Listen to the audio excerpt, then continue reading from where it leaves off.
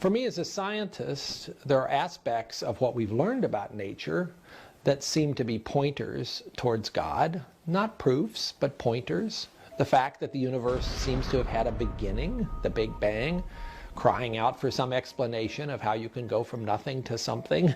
The fact that mathematics works so beautifully to describe how matter and energy behave. There's no reason why these simple equations should describe so precisely the way that these particles and photons are going to behave themselves.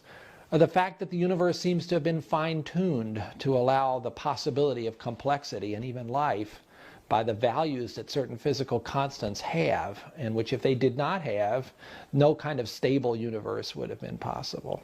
All of those things about nature, which so far science has not provided an adequate explanation and may never do so, seems to me to be an interesting set of thought-provoking pointers towards there being an intelligence behind the universe, an intelligence that apparently is pretty interested in mathematics and physics, but also interested in you and me, since this universe was not allowed to come into being in a way that would be sterile and bland for all eternity, but actually has this marvelous potentiality of life itself.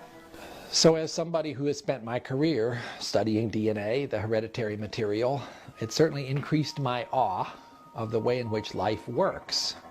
You and I have within our bodies, in each cell of our bodies, this marvelous DNA script, this instruction book made up of about 3.1 billion letters of a code which is elegant and which we're still just scratching the surface in terms of our understanding.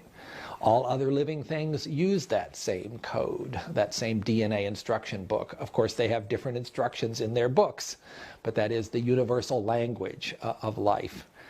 That language for me as a believer is God's language. Studying DNA for a believer opens your eyes even more to God's creative genius in the way in which all this came to pass.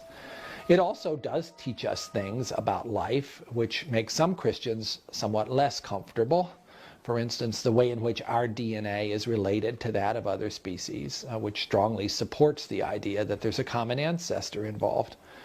For me as a believer, I've found it quite comfortable to put that together with what Genesis teaches us about origins, but I know that is an area of tension. A lot of very sincere people get very worked up about this question of origins, many of them having been taught from the time they first entered a Sunday school that there's just one right interpretation of Genesis 1 and 2, and if you don't accept that, your faith is at risk.